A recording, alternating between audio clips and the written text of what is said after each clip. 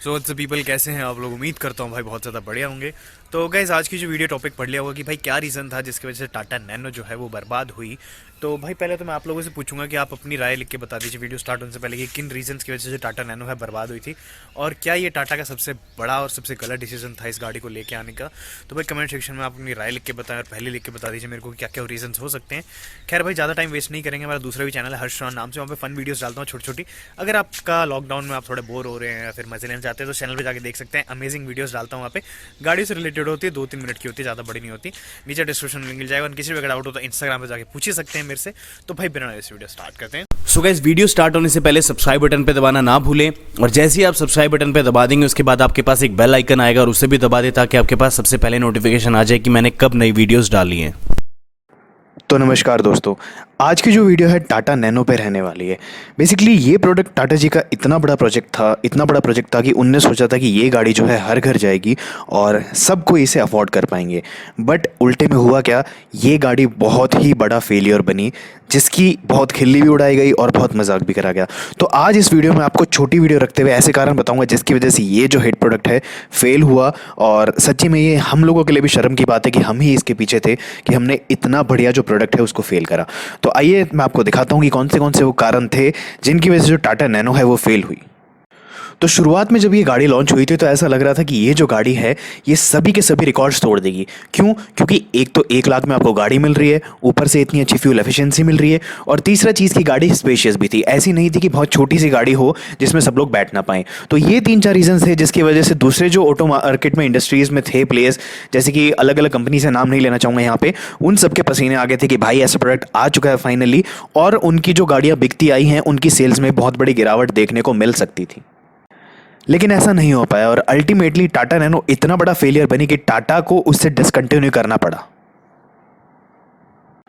वैसे तो शायद आप लोगों को पता होगा कि टाटा नैनो एक्चुअल में फेल क्यों हुई थी, बट जिन भी मेरे भाइयों को नहीं पता तो मैं बताऊं कि इसके पीछे था रॉन्ग मार्केटिंग स्ट्रेटेजी का सबसे बड़ा हाथ। यहां पे मैं आपको समझाऊंगा कि एक्चुअल में मार्केटिंग स्ट्रेटेजी ने ही कैसे इस गाड़ी को तबाह कर दिया। तो दोस्तों, हम सबको सिर्फ रॉन्ग मार्केटिंग स्ट्रेटजी के बारे में पता है, बट उसके अलावा 2 रीजंस अलग थे जिसकी वजह से गाड़ी फेल हुई। तो हम आज सबसे पहले स्टार्ट करेंगे टाटा नैनो फेल क्यों हुई इस बारे में। तो भाई लोग, आप लोगों को पता होगा कि ये जो गाड़ी थी ये मात्र 1 लाख रुपए में निकाली गई थी, और 1 लाख रुपए में पूरा तहलका मच गया था कि हाँ भाई जो गाड़ी है बहुत ही ज़्यादा अच्छा प्रोडक्ट रहने वाली है। सबसे पहली बात कि 1 लाख रुपए में आ रही है, और दूसरी चीज़ की टाटा मोटर्स की तरफ से आ रही है। तो भाई लोग, यहाँ पे जो सबसे पहले था इसका प्राइस कम रखा गया 1 लाख, ताकि हर घर तक इस गाड़ी को खरीदा जाए। दूसरी जो चीज़ सबसे बड़ी रखी गई वो रखी गई थी कि इसकी फ्यूल एफिशिएंसी। हमारे इंडिया में ये देखा जाता है कि भाई जो गाड़ी की फ्यूल एफिशिएंसी ज़्यादा हो उसको लोग ज़्यादा से ज़्यादा खरीदना पसंद करते हैं। मारुति भी शायद इसी बेसिस पे आजकल राज कर रही है कि वो जो है कॉस्ट भी कम रखते हैं अपनी गाड़ियों की, और साथ ही साथ उनकी गाड़ी की जो फ्यूल एफिशिएंसी होती है वो भी बहुत ज़्यादा होती है। तो इस तरह से ज़्यादा फ्यूल एफिशिएंसी और कॉस्ट कम कर रखते हुए टाटा का मेन मकसद था कि वो हर घर, यानी कि जो भी लोअर मिडिल क्लास है, जो 4 व्हील्स अफोर्ड नहीं कर पाते, उन तक ये गाड़ी पहुंचाई जाए। और मकसद ऐसा हुआ भी कि टाटा नैनो को मार्केट में टाटा मोटर्स ने मात्र 1 लाख रुपए में उतार दिया, जिसकी वजह से जो कंपनी को है उसके बहुत ज़्यादा प्री ऑर्डर्स जो है मिलना स्टार्ट हो चुके थे। तो गाइस, इतनी ज़्यादा डिमांड देखते हुए और बुकिंग पे देखते हुए टाटा मोटर्स ने फाइनली सोचा कि इतनी ज़्यादा डिमांड पूरी करने के लिए हमें एक पूरा नया डेडिकेटेड प्लांट बनाना पड़ेगा। और वो डेडिकेटेड प्लांट बनाने के लिए वो लोग गए सिंगुरी के वेस्ट बंगाल में। बट जैसा कि आपको पता है कि हमारे इंडिया में अगर कोई अच्छी चीज़ हो रही हो तो उसको लोग बढ़ावा देने की बजाय रोकना ज़्यादा पसंद करते हैं। तो यही हुआ वेस्ट बंगाल में। ममता बनर्जी एंड दूसरे लोगों ने क्या करा, वहाँ पर जितने भी फार्मर्स थे सबने अपनी ज़मीन देने से मना कर दिया, जिसकी वजह से टाटा नैनो में वहाँ पर प्रोडक्शन उसको स्टॉप करना पड़ा अपना। और जो वहाँ पर ज़मीन पड़ी थी आज तक उस पर जो है डिस्प्यूट चल रहा है, एंड टाटा नैनो का वो जो प्लांट है वो अभी तक बंद पड़ा है। तो वेस्ट बंगाल से निकलने के बाद टाटा नैनो को अपनी जो प्रोडक्शन फैसिलिटी है वो शिफ्ट करनी पड़ी थी गुजरात के सहारनपुर में। पर इस सब के बीच में कि वेस्ट बंगाल से शिफ्ट करते करते वो लोग जब गुजरात पहुंचे, इस सब में बहुत देर हो चुकी थी। यहाँ पे वो तबका इन लोगों ने टारगेट करा था जो 2 व्हीलर्स पे चलता था, जिनको 4 व्हीलर्स देनी थी। 1.5 साल के वक्त के बीच में जितने भी लोगों में एक्साइटमेंट बनी थी, जितना भी हाइप बना था इस गाड़ी के लिए, वो सारा का सारा फेल हो गया। जिसकी वजह से टाटा नैनो का सबसे बड़ा फेलियर का कारण ये था कि 1.5 साल का गैप जिसके बीच में वो लोगों की डिमांड पूरी नहीं कर पाए। जो लोग पहली बार गाड़ी लेना सोच रहे थे उनको गाड़ी नहीं मिल पाई। तो कईयों के मन में ऐसा है कि फ्रॉड था, ये था, बहुत सारे सवाल जो हैं लोगों के मन में उठने लग गए थे। तो गाइज इसके बाद जैसे ही वापस प्रोडक्शन स्टार्ट हुई 1.5 साल बाद, तो टाटा मोटर्स ने जो पहले डिले हुई थी उसको मिटाते हुए अब ज़्यादा से ज़्यादा जो गाड़ियां हैं उनकी प्रोडक्शन पे ध्यान देना स्टार्ट करा। बट जैसे ही गाड़ियों की प्रोडक्शन स्टार्ट हुई, एक नई दिक्कत जो है टाटा के लिए सामने आई, वो थी कि कई सारी टाटा नैनो जो है उनमें गाड़ियाँ आग लगनी स्टार्ट हो चुकी थी। अब चूंकि आग लग रही थी तो लोगों के मन में ख्याल लगा कि 1 लाख रुपए की गाड़ी है, क्या पता इसमें आग लग जाएगी, ये हो जाएगा वो हो जाएगा। उसके बाद टाटा नैनो ने बाहर से जो हैं बहुत सारे इंजीनियर्स भी बुलाए इस इशू को सॉल्व करने के लिए, भाई ऐसा क्या हो रहा है कि गाड़ियों में आग लग रही है। बट कितना ही समझाने के बाद भी इंजीनियर्स ने बोला कि बाहर से मॉडिफिकेशन करा रखी थी जिसकी वजह से जो है फ्यूज़ खराब हो सकते हैं, बहुत सारे वैलिड रीजंस दिए। कुछ नहीं मान के लोगों ने सोचा कि ये जो गाड़ी है आराम से आग पकड़ लेती है, और धीरे धीरे अपना माइंडसेट जो इस गाड़ी के खिलाफ है वो स्टार्ट करना शुरू कर दिया। भाई लोग, दूसरा सबसे बड़ा रीज़न था इसका फेल होने का, वो ये था कि इस गाड़ी की जो हमेशा से प्राइस बताई गई थी वो 1 लाख के आसपास बताई गई थी। बट असली मायने में अगर हम ग्राउंड जीरो की रिपोर्ट निकालें तो ये गाड़ी जो है 1 लाख में कभी भी आई ही नहीं। इसका जो ऑन रोड प्राइस था मिनिमम टू मिनिमम वो था 2.59 लाख। अब यहाँ पर आप 1 लाख की कोई भी गाड़ी बताते हैं एंड अगर आपको रोड पर पड़ती है लगभग 2,60,000 की, तो किसी के भी मन में ख्याल आ जाएगा कि यार 1 लाख से ये तो डबल का डबल अमाउंट हो लग जाता है। तो भाई लोग, रीजंस यहाँ पे ये थे कि दो लोगों को इस चीज़ से दिक्कत नहीं थी कि ये गाड़ी जो है ये 1 लाख की नहीं है, 2.5 लाख तक की गाड़ी थी, लोग लेने को तैयार थे।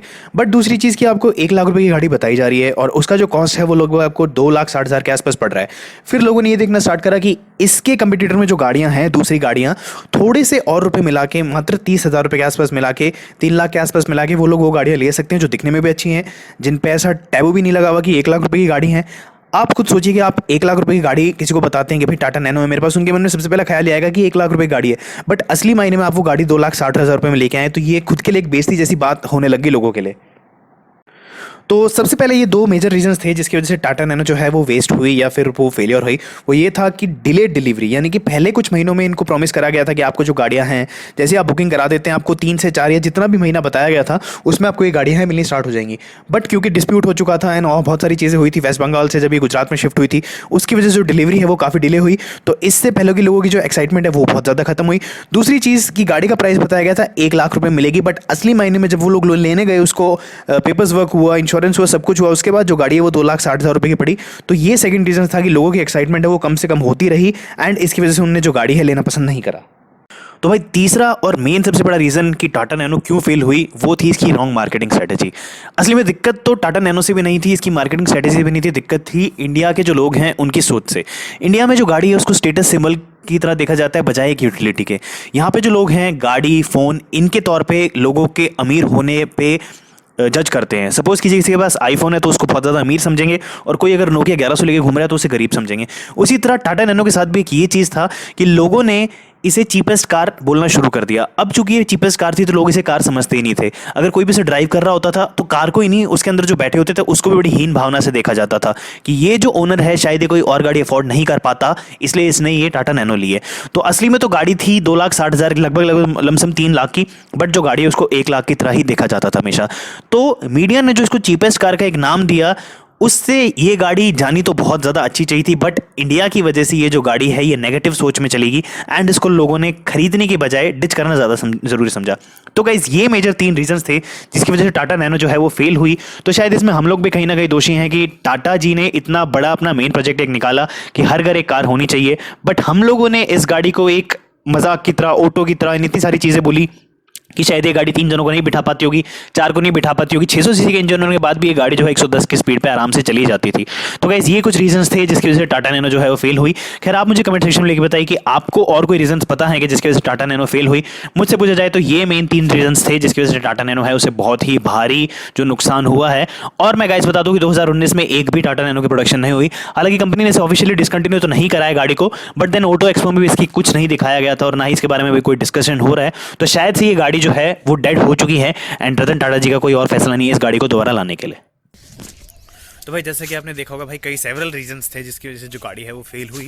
खैर मैं ये तो नहीं बोलूँगा कि टाटा का one of the worst product था, बिकॉज टाटा ने निकाला तो अच्छे से था, बट वो हमारी मेंटेलिटी कुछ ऐसी थी कि हम इस प्रोडक्ट को आगे चला नहीं पाए। खैर भाई कमेंट सेक्शन आप मुझे अपनी राय लिख के बताएं कि क्या क्या जो मैंने पॉइंट्स बताए हैं वो सही थे एंड आपको क्या लगता है कि और किन रीजंस की वजह से गाड़ी फेल हुई। खैर भाई आज की वीडियो में इतना ही था, उम्मीद करता हूँ पसंद आए तो लाइक शेयर सब्सक्राइब करना मत भूलिएगा। Bye bye.